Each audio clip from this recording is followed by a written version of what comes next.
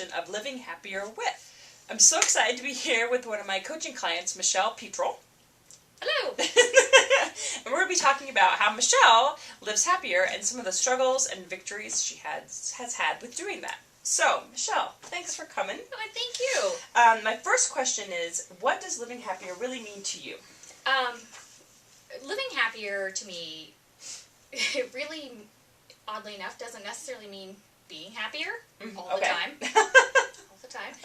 But it means being able to face all the crap head on. Nice. And not let the world or society kind of force me into the box of shoulds. Okay. And just, go with what I'm supposed to be and what my life is supposed to be and just facing all that head on so that I can be my truest self.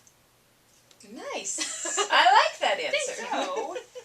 Along those lines, have you always lived happier? No. I appreciate the honesty. Quite the opposite. And I would even say, early in my life, I just kind of did everything that you were supposed to do, or that, the good little girl grew up in the rural country and went to church all the time, and you do what all good little girls are supposed to do, and until, I think probably the first turning point was sometime in college. I was in school to be a veterinarian.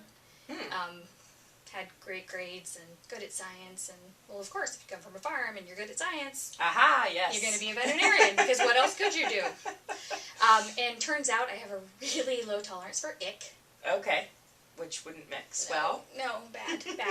And then all of a sudden I was in college with all these plans and should do this, should do this, and it wasn't going to work out. So I had to kind of face head on, now what? What does this mean? This is how I've been defined. How do you now try to define yourself? So what was that process? A lot of a lot of kind of introspection, a lot of career counseling, a lot of coaching along the way, and just it's one of those things. Now I'm kind of excited about it. It's always going to be a process. It's always going to be, you get to one step and things are fine, and then you realize, it's either not fine anymore, or I want to go to the next step. Right, what else, what else could I do that would be a little bit more authentic and true? Cool. Okay, so given that living happier isn't necessarily being happier, how do you live happier through the dark times? It's hard. It is hard.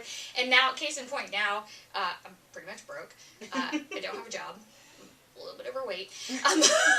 Not thrilled with my entire life situation. But it's just kind of being able to stop and reflect and be like, okay, I feel miserable right now. But am I? Am I really? I know the decisions that got me to where I am now may seem unconventional. They may be very much against the shoulds. Right. But I feel more aligned and I guess even more proud or self-actualized that I'm able to have that clarity, even when I would much rather have a nice paycheck and just go along with the flow like everyone else. And another thing that has been really important to me is my children's reaction. I recently left a job, as you would know, yes, through coaching. I left a job that was just a terrible fit for me. It's not a terrible job. There were a lot of people that I really liked, but it was a horrible, horrible fit for me, and I was miserable. And I do not want, I want to lead through example, and I don't want my kids, especially my daughter, to think you have to go to work and you have to be miserable. You have to become something that you're not just so that you fit in with society's ideas. So those are, while it's crappy and it sucks, those are the things that make it worth it. Right, absolutely. Because I know when I emailed you, when I decided to do this series, and you were the first person that popped into my head, like, oh my god, I'm totally going to interview Michelle, because in my mind you exude living happier, and that's one of the reasons you came to see me. And when I emailed you, you were like, no. You're right. I am not the person for you to be interviewing. Just not happy. And because I'm just not happy right now. And I was like, no, you totally are, because comparatively, I would argue that 6 months ago, you had hit all the, you were making decent money, you were, had a good job, et cetera, but you were freaking miserable and would Absolutely. come in here with panic attacks and et cetera, Yeah. et cetera. So you're, Yeah. that to me is the power of living happier, that by conventional standards you aren't. Right. But by your definition you are. Absolutely. And I think that's taken me some time and coaching to get there. And I think it's really hard for a lot of people, especially people who tend to be driven, as I can be, a little type A. There are all these check boxes that you want to hit because that's how you know you've succeeded. You're really getting what you're supposed to get. And it's hard to step back and be like, whoa, we don't all have to have the same definition of success or of happiness. Right. So, by traditional standards, I'm miserable. But in reality, I feel so much better than I did when I had, all the things I was supposed to have. Right. Now, that's not to say you're not looking for a job. Right, I'm looking for a job. And want the income, et cetera, et cetera. But right now, you're still living happier in that process of finding a job and going through this. And knowing dark that time. I'm not running from one fire into the next. That was my big thing. I don't want to run from this burning building into another burning building and just keep repeating that pattern. I need to be broke for a while. I need to take a step back for a while so that I can kind of recenter. Right. And then go the correct direction instead of just any direction that will take me. Right, exactly, yeah. Now, given that one of my favorite assessments is the Myers-Briggs, and it's something that I do hear a lot with clients. Tell me about, I know we've done it, and you've done it countless other times, but tell me about what your Myers-Briggs type is and how that has influenced, your life. I am an ENFP. The E is... An E is extrovert. Yes, I'm almost off the charts on that. Which is another reason I want to interview you. Right? Not a problem. As an ENFP, early on, before I knew I was an ENFP, it was actually having that personality type, or just my personality in general, was really negative for my world. I was always kind of labeled as dingy and ditzy. Okay. Although I was salutatorian of my high school class, graduated 3.9, graduated summa cum from undergrad with a 3.5, and, clearly not, for lack of intelligence. Yes, exactly. But always labeled as, dingy or wacky. It was one of those things that took a while because I was always trained to be, being forced into this is how you should act, this is how you should be, I think out here, and a lot of people don't understand that or respond well to it. But if I don't, then I either say nothing, or what I say is the first thing that comes to mind, and it's not logical or thought out. I have to process out here. And once I got to the point where I understood my personality type and a little bit more of, some other opposite personality types, I've, that's really fit into me living happier in looking for something to do, for a job or a hobby, or how to keep myself happy when I'm in a job that may not be the best fit. I don't really care what I do. I have, a specific skill set, but what's most important to me is the people and the environment. And, not everyone gets that, but being an EE all the way over E, my work is my life. There's no separation.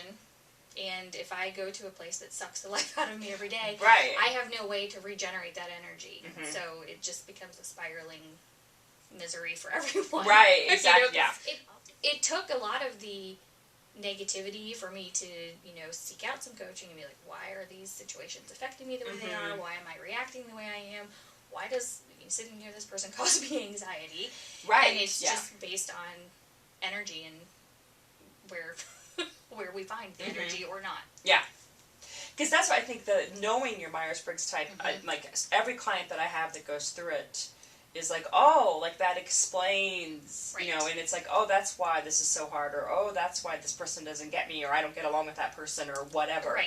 And it just opens some ahas, and so instead of forcing us, I always instead of, trying to shave our square pegs into the round holes, we're able to find holes that we can fit into because we know our personality types. So we're Right. not like, oh, I should be more of an introvert. I should be more like Nancy Jane. Well, no, you know, the world needs both of us. Right.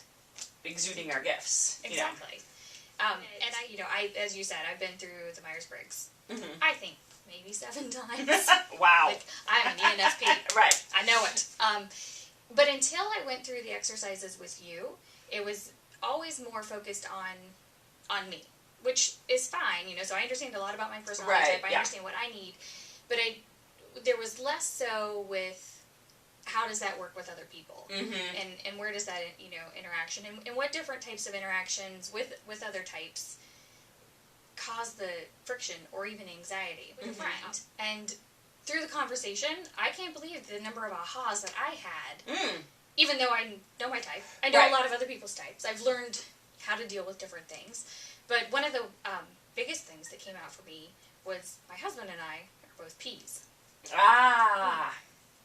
I knew that. I don't know that he's been officially typed, but Mm-hmm. he's as laid back as you can possibly get, go with the flow, whatever. Right. I am too, except for at home, where I've completely flipped to the other extreme, because one of us has to. Right. You know, I see. nothing gets done. Right. You know, so I'm this ENFP, like creative, let's think strategy, big picture, with 1,000 lists of things to do that we all need to do, and there's calendars everywhere, and we're still barely getting anything accomplished. But one of the ahas that came from all that was when I work, and most recent job was not a good fit. The one prior to that was, but I still had a lot of anxiety, and it was all based around, I'm not home, I can't run the kids here, I don't know who's taking care of this, and and my fantastic husband is always like, oh, it'll work out, we'll Right, be fine. right. Which is great, but it won't just work out. Someone has to take charge. put Organize those things into place, and that is not my strong suit. But it's what I end up doing. So then I'm all anxious because it's right. I have Yes. to do this, I have to do this, I have to do this. And, now, after the wine night I talked to him about it, I was like, oh my gosh, I had an epiphany. And now the whole family is like, oh, we should all work together. Oh, nice. To come up with ideas and make sure these things get done so Mom doesn't freak out. That's yes, we awesome. should. Right, yeah. That's exactly how it should be. Yeah, that's so true. And that's a great point to anxiety and how it gets, acts out when we're not acting out of our type. Exactly. So you're trying to force yourself into being a judger, which is more of an organizational personality type, and you're like, this isn't me, so this isn't natural, and I'm not getting any support from the rest of my family. It's not natural for any of them either. Exactly. So we're just... So we're all kind of, so my anxiety's going skyrocketing, and they're like, what's your problem? It'll all get done. Right. So I just think it's so fascinating, the whole... Yeah, you in more than one way. Recognition!